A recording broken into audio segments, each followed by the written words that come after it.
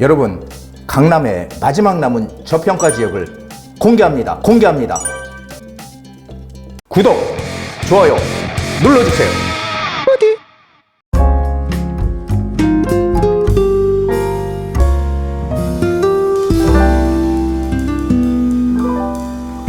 부동산 DJ. 안녕하세요. 부동산 DJ 한정훈입니다. 자, 오늘은 특별한 그런 지역을 얘기하는 시간을 준비하겠습니다.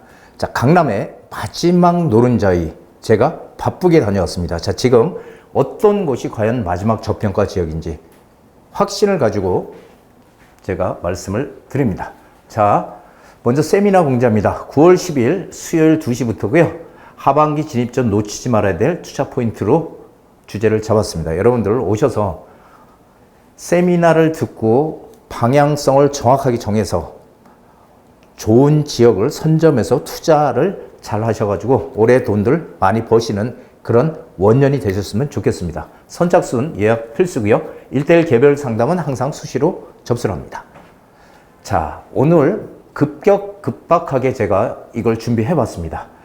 자, 서초구 바로 저평가 지역은 양재동입니다. 양재동 너무도 잘 아시죠?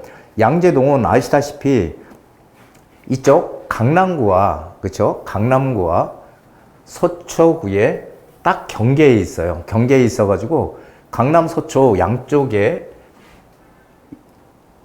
어떤 인프라를 같이 함께 누릴 수 있는 곳입니다. 그래서 상당히 여태까지는 좀 저평가되어 있는 지역이었는데요.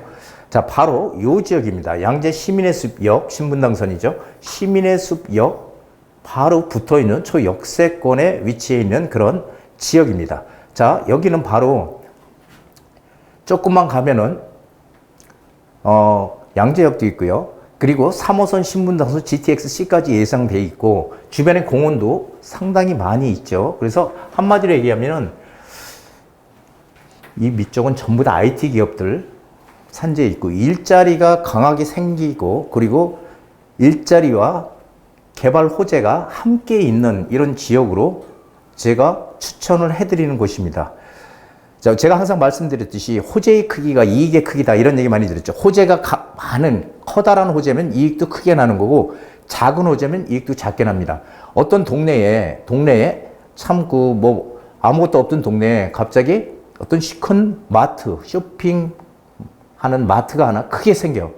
그러면 집값이 주변에 오를까요, 안 오를까요? 오릅니다. 단지 큰 호재가 아니기 때문에 작게 오르는 거고 교통이라든지 큰 일자리가 생긴 이런 호재들은 대형 호재라서 가격에 반영이 되는 거죠. 그래서 상당히 많이 오르게 됩니다.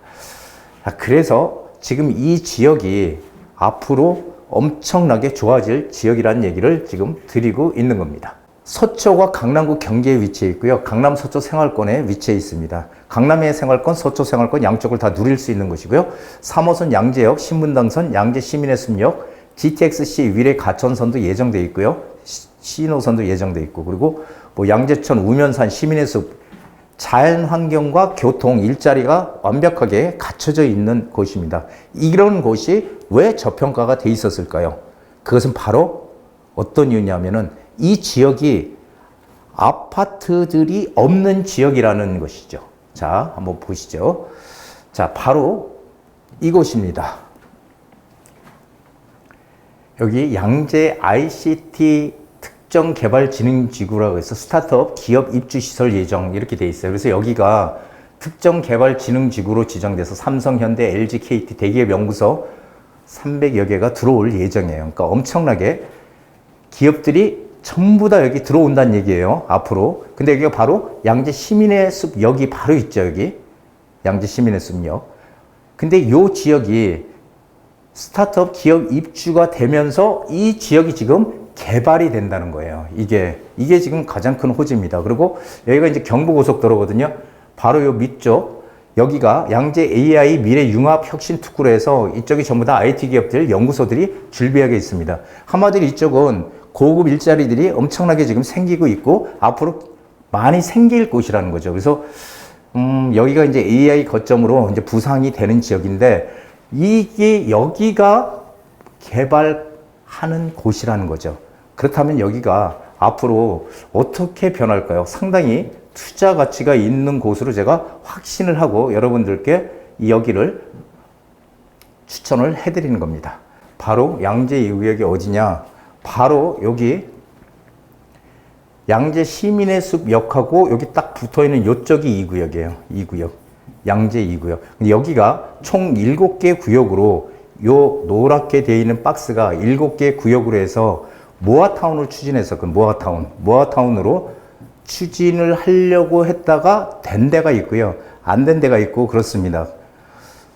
그 전에 물론 이제 그 복합개발이라고 해서 정부에서 지원을 하는 사업이죠. 공공 위주로. 복합개발 사업을 진행하다 결국은 안 되고 모아타운으로 또 다시 하려고 했는데 주민들이 완강하게 반대를 해서 모아타운들이 참 지정이 안 되고 있는 곳이에요.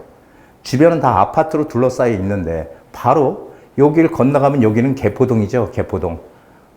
개포동입니다. 그래서 여기 개포동에 있는 이 아파트들, 이 주변의 아파트들이 최소 34평이 35억에서 40억 가고 있습니다. 어마어마하죠. 근데 여기는 지하철하고 멀지만 바로 지하철역에 붙어 있어요. 7개 구역이 모아타운을 추진을 하는데 문제는 뭐냐면요. 모아타운이 잘 진행이 안 된다는 거예요. 그러다 보니까 요 2구역만 바로 역세권에 위치해 있어서 이 역세권에 위치해 있기 때문에 올해 2월 달에 국토부에서 도심 복합개발 사업이라고 해서 도심 복합개발 사업, 이게 본래는 공공이 정부에서 하는 사업이었지만 이걸 2월 달에 민간에도 길을 열어놨습니다. 민간 도심 복합개발 사업, 민간이 할 수 있게끔. 그래서 이 민간 도심 복합개발로 하려면 역세권에서 500m 안에 들어가야 돼요. 그렇기 때문에 이렇게 먼 데 있는 구역들은 역세권이 아니잖아요. 아니기 때문에 진행을 못 하는 거예요. 근데 이 2구역은 바로 붙어 있기 때문에 지금 복합개발 사업으로 진행을 하는 곳입니다. 그래서 앞으로 정말 가치가 엄청나게 커질 것이다. 이렇게 보시면 되겠어요. 그래서 여기가 권리산정 기준일이 있는데 이게 권리산정 기준일이 2024년 2월 29일로 해제가 됩니다. 내년 2월 29일이죠. 근데 지금 모아타운을 주민들이 반대를 하고 있고 모아타운은 진행이 안 돼요. 그래서 지금 도심 복합개발 사업으로 진행을 하려고 하는 상당히 우수한 지역이죠. 자, 모아타운은요, 왜 잘 안 되냐면은 모아타운 동의율이 토지 소유주 80% 플러스 토지 면적이 67%가 충족이 돼야 돼요. 그렇기 때문에 동의를 거의 완벽하게 받아야 되기 때문에 이게 동의가 잘 안 되는 거예요. 그래서 모아타운이 이 동의율을 뛰어넘기가 상당히 어렵습니다. 우리 재개발할 때, 조합사료 할 때 동의율이 75%거든요. 근데 항상 문제는 70%는 무조건 찬성이야. 70%는 무조건 찬성. 그리고 20%는 무조건 반대예요. 20%는. 그 5% 가지고 찬성이냐 반대냐가 결정이 되거든요. 그래서 근데 이게 80%까지 받아야 되는데 얼마나 힘들겠어요. 그래서 모아타운이 이런 이유 때문에 잘 진행이 지금 잘 안 되고 있다는 겁니다. 자, 그래서 여기가 바로 양재 2구역이 혼자 독단적으로, 여기가 양재 시민의 숲역이죠. 바로 역세권에 있는 곳입니다. 그래서 이게 도심 복합개발 사업으로 전환을 추진한다. 도심 복합개발 사업으로 전환 추진하면 뭐가 좋냐면요. 용적률이 대폭 상향이 되고요. 그리고 층수 제한도 완화되고 신탁사에서 진행을 합니다. 그렇기 때문에 신탁사 민간기업 이런 것들이 참여함으로써 자금 조달 안정성도 확보가 되고 빠르게 조합 설립도 안 해도 되고 빠르게 진행이 될 수 있다는 거예요. 그래서 재빠르게 지금 복합개발 사업으로 진행을 한 것입니다. 이게 뭐냐면 역세권 한마디로 개발 사업이에요. 역세권 개발 사업의 장점 뭐냐면 용적률을 높여준다는 거죠. 모아타운은 용적률 최대로 받아도 300% 못 넘거든요. 근데 이 역세권 개발 사업은 최대 500%까지 받을 수가 있습니다. 용적률이 높아진다는 의미는 뭐예요? 사업성이 엄청나게 좋아져서 일반 분양분을 크게 늘릴 수 있다는 거죠. 이게 복합개발, 역세권 개발의 가장 큰 장점입니다. 그리고 또 하나는 역세권에서 직선거리로 지하철 승강장에서 직선거리로 500m까지 반경 500m를 이 복합개발 대상으로 삼는다는 거죠. 500m만 되면 상당히 넓죠. 거기를 갖다가 그 정도 벗어나지 않으면 500m 이내에 들어가면은 복합개발 사업으로 진행을 한다는 겁니다. 그래서 상당히 획기적인 지금 상황이 벌어지고 있다라는 거죠. 그래서 여러분들 빠르게 움직이셔야 됩니다. 빠르게.